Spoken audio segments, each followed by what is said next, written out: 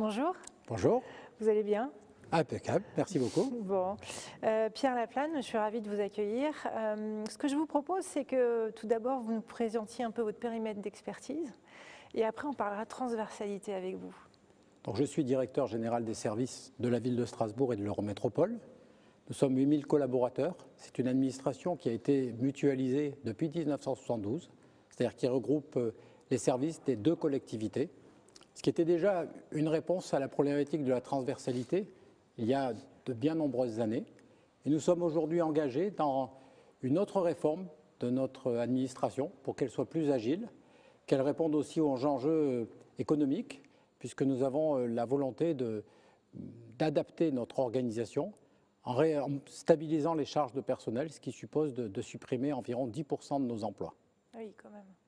Mais pas pour mettre en cause le service public, pour réinventer le service public, et je l'espère, pour permettre à chaque collaborateur de continuer à s'y épanouir.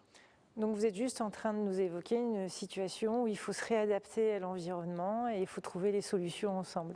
Absolument, trouver des solutions. Je résumerai en deux mots. Nous devons être tous apprenants parce que nous réinventons quelque chose que nous ne connaissons pas encore, qui sera le service public de demain. Et nous sommes tous participants, tous acteurs. Pour que ça marche, il faut que chaque collaborateur s'y implique, mais pour qu'il s'y implique, il faut bien sûr qu'il en comprenne le sens. Alors justement, vous dites, voilà, on est en train d'apprendre. Qu'est-ce que vous avez déjà appris ou désappris? Je pense qu'il faut commencer par désapprendre. Pas avoir peur, quelque part, de renverser la table. C'est-à-dire de se donner des objectifs à la fois très contraignants, mais de se dire qu'on ne pourra tenir ces objectifs que si chacun va participer. Donc par définition, on met en mouvement, mais on ne sait pas où on va aller. On ne sait pas comment on va y aller, mais on veut réussir. On veut réussir parce qu'on veut jouer gagnant pour l'avenir du service public, parce qu'on pense que c'est essentiel pour nos deux collectivités et pour le territoire et ses habitants. Donc vous êtes engagé dans un tunnel où vous ne voyez pas vraiment le bout, mais vous avez une lampe torche. Voilà, absolument. Et je pense que la lampe torche, c'est d'abord et avant tout la confiance.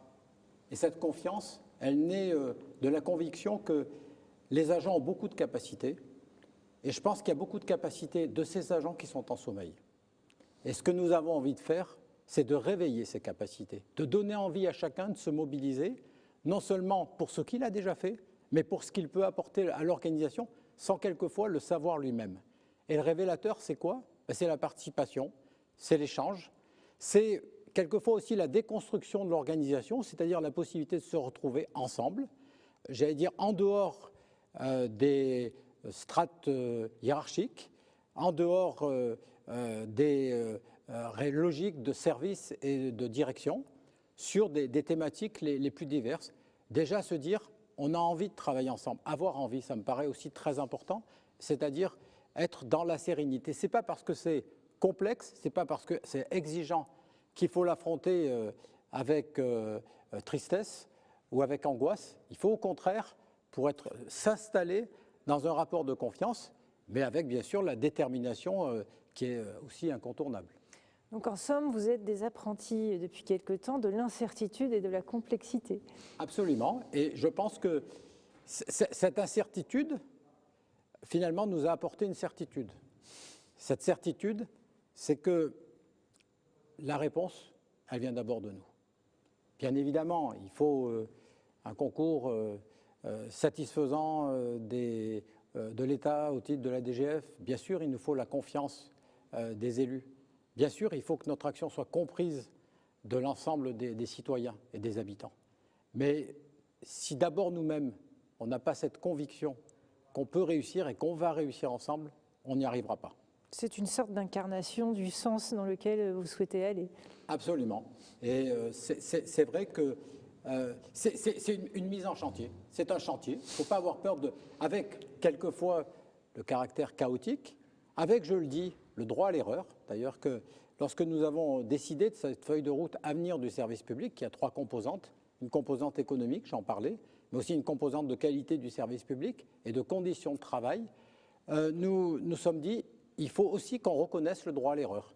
Et j'étais très heureux que les élus aient accepté dans leur délibération de mettre en pleine page droit à l'erreur des collaborateurs, c'est-à-dire droit à l'expérimentation, ce qui demande un certain courage, parce qu'il faut aussi expliquer aux citoyens, et on gère les moyens du citoyen, qu'on peut aussi se tromper. Mais on a le droit de se tromper, par contre, ce qu'il faut, ce n'est pas rééditer les erreurs, il faut apprendre de ces erreurs, et donc nous apprenons aussi des erreurs que nous faisons tous les jours. J'espère que dans l'ensemble, nous réussissons plus que nous échouons. Pour un peu situer ce qui se passe, est-ce que vous auriez un ou deux exemples concrets qui permettraient un peu de mieux percevoir comment ça se réalise, ce mouvement qui est en cours? Par exemple, je parlais de la qualité du service public. C'est vrai que nous avons mis en place des indicateurs très concrètement. Nous avons modifié le mode de gestion des piscines de l'Eurométropole et nous avons externalisé certaines fonctions, tout en nous disant cette externalisation des fonctions d'entretien, elle ne doit non seulement pas mettre en cause la qualité de l'accueil et du service que l'on rend aux baigneurs, mais au contraire, elle doit concourir à l'amélioration. Et on s'est donné des indicateurs de qualité. Ces indicateurs de qualité, ils ont été mis en place par le service piscine, mais le service piscine, dans le cadre d'un séminaire, les a fait partager avec tous les autres chefs de service. C'est-à-dire que celui qui marque un point, celui qui trouve une solution, cette solution, il ne la garde pas pour lui, il la partage. C'est ce que j'appelle tous apprenants.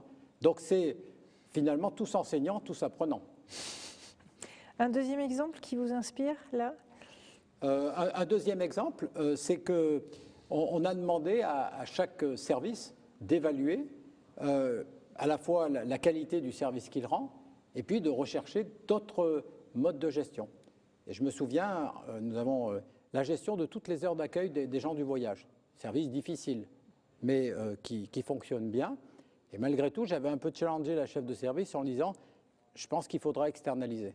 Bien, elle a fait une étude de coût, mais aussi une étude de qualité sur le service qui est rendu, et elle a montré qu'on était meilleur que le privé. Et donc, on a été super heureux de se dire, là, comme on est meilleur, on va garder en régie. Et elle l'a fait aussi partager. C'est-à-dire que, finalement, on part de certaines idées, mais on challenge ces idées, et on ne doit pas, bien évidemment, se refuser le droit de dire, non, c'était pas la bonne direction, on va prendre une autre direction.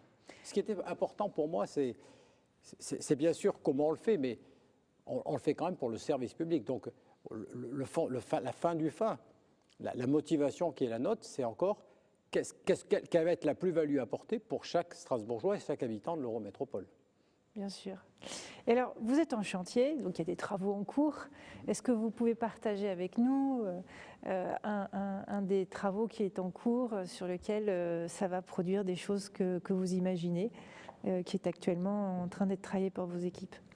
Je vous disais que nous avons un objectif de réduction d'un nombre conséquent d'emplois. Nous avons un débat, bien sûr, avec les organisations syndicales. Ce n'est pas forcément facile pour elles de l'admettre. D'ailleurs, elles ne l'admettent pas. Mais ce que je trouve important, c'est qu'elles contestent les objectifs, mais par contre, elles sont exigeantes sur la méthode. Et on a gardé ce fil. Ça me paraît important. C'est-à-dire que, et je pense qu'une organisation, elle est vivante. On ne peut pas demander à tous les collaborateurs d'adhérer à tout. Je comprends même qu'il y ait des collaborateurs qui se disent « Pourquoi est-ce qu'on ne se plie pas trop aux contraintes du jour ?» Mais j'ai vu des collaborateurs qui ne partageaient pas de cet objectif, mais qui s'y donnaient à fond. Parce que je pense qu'on leur a exprimé avec une certaine clarté, et je pense qu'on ne refuse pas le droit à la contestation. Je pense que le droit à la contestation, ça fait partie aussi des moyens d'épanouissement d'un agent. Un agent, il doit pouvoir s'exprimer. On a le droit de ne pas forcément être d'accord. Par contre, on a un devoir de loyauté, mais ce devoir de loyauté, il est réciproque. C'est pas simplement, il ne s'impose pas simplement aux agents, il s'impose à tous les étages, il s'impose aux élus vis-à-vis de l'administration et à la direction générale vis-à-vis de l'ensemble des collaborateurs. Toute une histoire de parties prenantes, un écosystème qui doit interagir ensemble. Merci beaucoup Pierre. Je me permettrai de vous demander en message final, qu'est-ce que vous avez envie d'adresser comme message aux managers des territoires? Ayez confiance. Je pense qu'il faut avoir confiance en nous. Je pense qu'on sous-estime toujours nos propres capacités et les capacités de nos collaborateurs. Et je pense qu'on a ce devoir de libérer les énergies. Et je pense que quand on y arrive, il y a une telle satisfaction. Et on doit aussi donner de la satisfaction à tous. Donc, de la confiance, encore de la confiance. Merci beaucoup. Belle journée. Bonne journée à vous. Super.